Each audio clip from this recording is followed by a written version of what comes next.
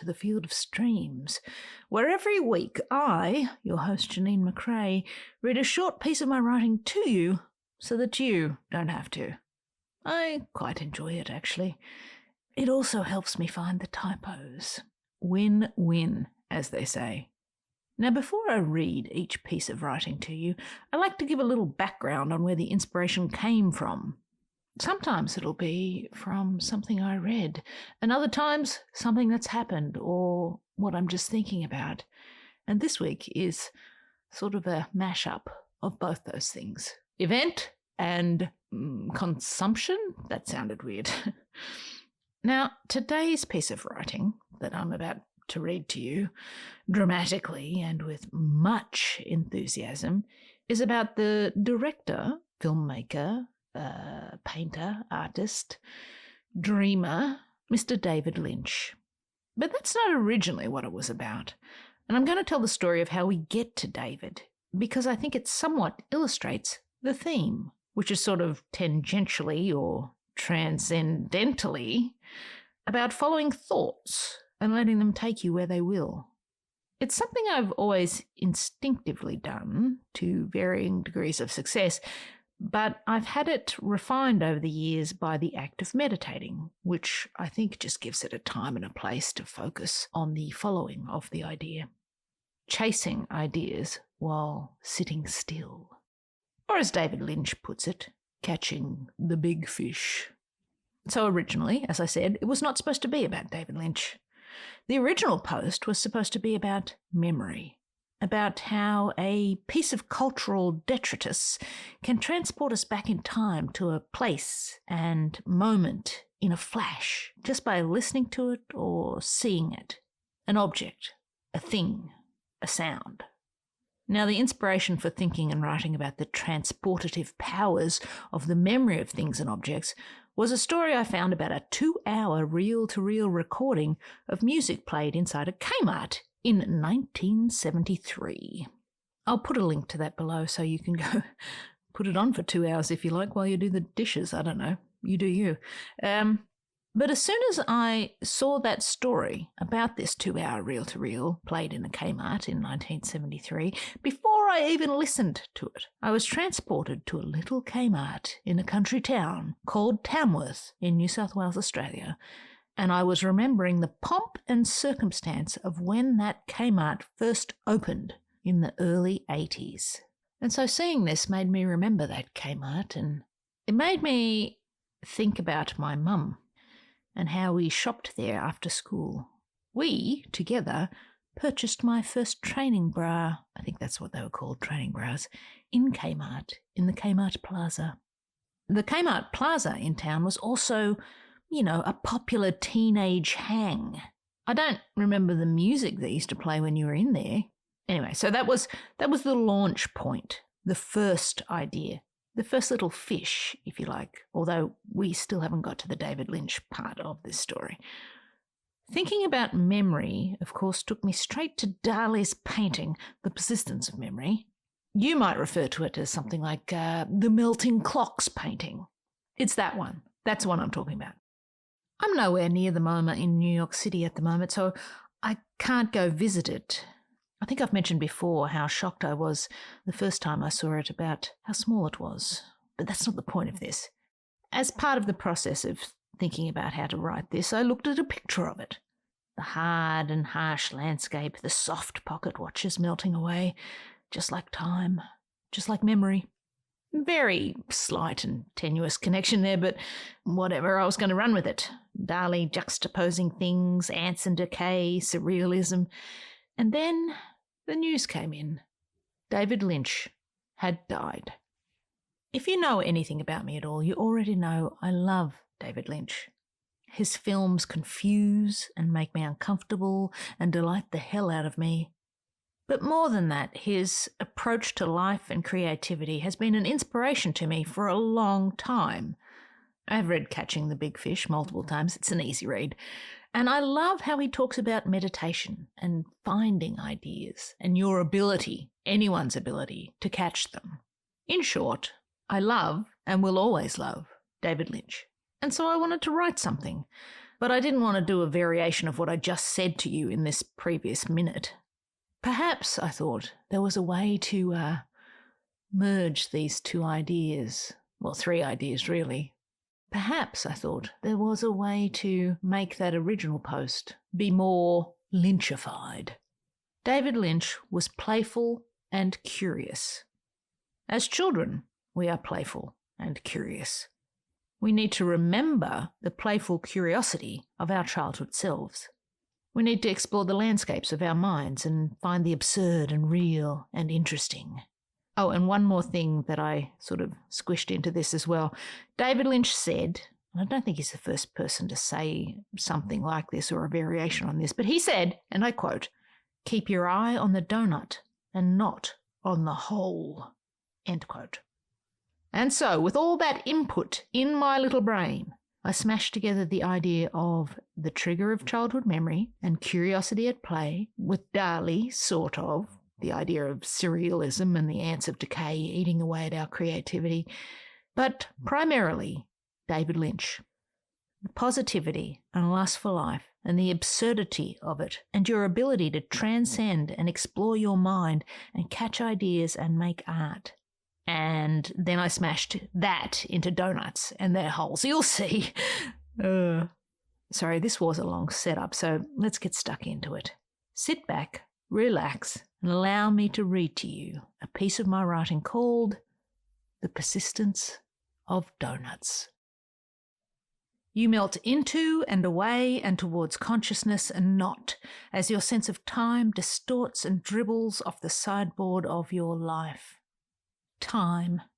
In this dragging, delicious moment, it slow-mo pans your eyes down and to the hypnotizing pattern of a multiplex-style carpet below. This carpet was designed to hide all the stains, the accidents, the joy. Melting, melting. You see within this pattern the threads of pure memory. It is your memory. Your memory of this and that and a time that was and used to be. Of you. Small you. Child you. A warm ooze haze, sticky and sweet, smothers your brain. Blink, blink. Blink, blink, blink. With shutter speed firing fast, a sugar rush of memory flashes and you see a vision of a once was, now a nevermore, presumably. This was you. This was how you once existed on a childish plane of real and unreal.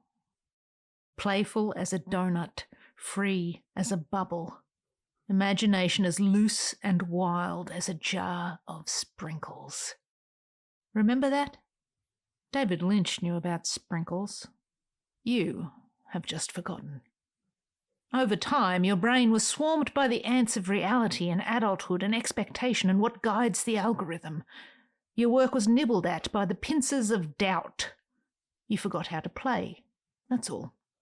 Forgot how to access that part of your brain that finds no fence, only horizon.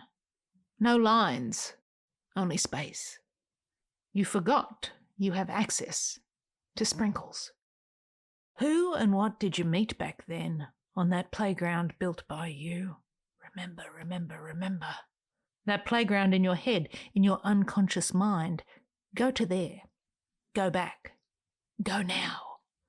Melt the concept of time to your will. Fold it in upon itself as a collapsing star, as a melting clock, as oozing camembert. Go full donut. Ignore the hole. It's what David would want. I am projecting a lot of meaning onto David Lynch. He got that a lot. David Lynch knew about sprinkles, though he may have called them fragments. David Lynch knew about donuts, though he may have called them fish. Ideas. I'm calling them donuts. I will not forget David Lynch telling me to focus on them and not the whole. I will not forget his curiosity. I will not forget his obvious interest in the world and in the smallest slivers of the moments of people. He was interested in interesting lives. I will not forget his delight at the absurd and real of the unreal. I will not forget his championing of allowing your mind to go to there.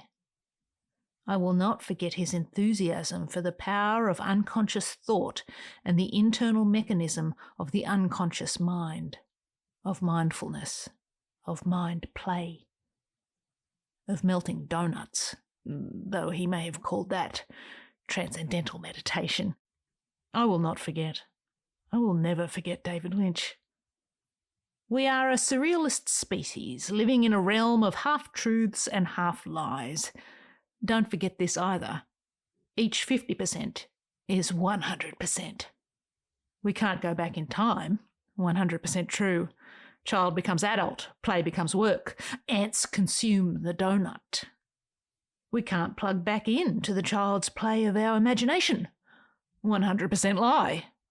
Adult brushes ants off donut. Work becomes play. Creation sprinkles multiply and spill freely from the jar. Why do we forget this? How do we remember? Is dreaming remembering a forgetting? Or is dreaming a creating of a memory never had? Is the donut good or bad for you? You should explore this. Play with that idea. To have had and then to have not. Donut and whole. The landscapes that we live in, where are they? What are they? What's out there for us to find? Will our minds survive the heat and fire and flood? Will the ants of time carry us away as we melt our lives into dirt and dust? Gone in that moment, that loss of our playful meander into the uncomfortable, unknown. Extremes of sweetness and light, soft and hard, whole and donut, is and isn't, there and not. Get it back. Go beyond. Get out of the fucking hole. It's what David would want, she says, projecting once again. Pull the transparency slider of your mind this way and that. What is in this dark corner? What is on that bright shelf? Who can I play with? Where can I go? What can I cook up today? Find that pantry in the wild of your mind. Seek out the sounds within, then listen and follow them to the beyond.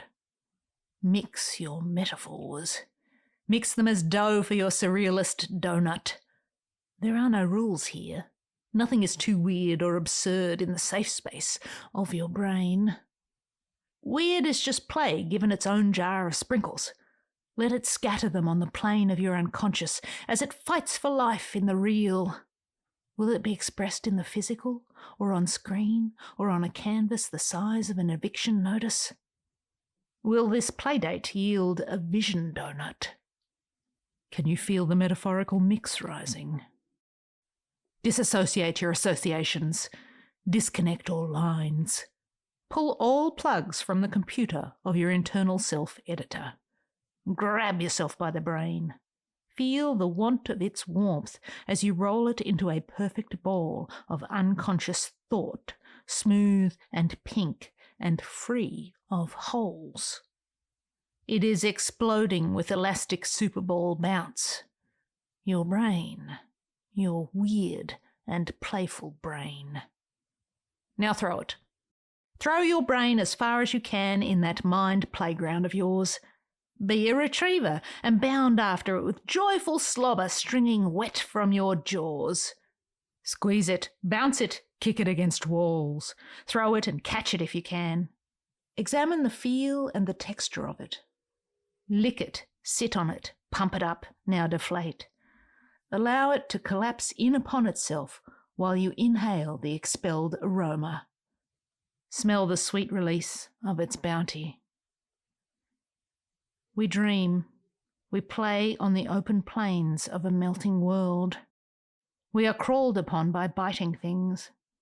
We are parched with our tongues lolling. We are placing logs in the arms of sweater-clad ladies. We are dreaming of catching fish in the deeper levels of our minds, focusing on the donut and not on the whole. If a black hole is the absence of light, a donut hole is the absence of hope. Find hope. Faith in yourself, in your brain, in the weird. Find an ear. Carry a log. Replace your head with an eraser. Be a blue box and key in your search for meaning. It may mean something, or it may mean nothing, and sometimes it will mean both. Frustrating. Play hide and seek. Hide the doubt, seek the donut. Persist in the seeking of. And there you have it, today's episode. R.I.P. David Lynch, my sweet prince. Whatever plane you're on, I just want to say, thanks for being the mentor I needed, even though I never met you. This podcast and the writing it's based on, which is words from my newsletter called The Stream, which you can sign up for at janeenmccrae.substack.com, are the imperfect exercises I do to keep my brain agile. I hope that you're doing something similar. And if you are, I hope you're sharing it. If you enjoyed this episode, please share it with a friend. I need more listeners, and it's sort of uncomfortable and awkward to ask, but sometimes you just have to ask. So share it, like it. You can even send me a message if you like. But for now, I'll leave you with this. Love what you love, and I really do hope to see you out there making stuff.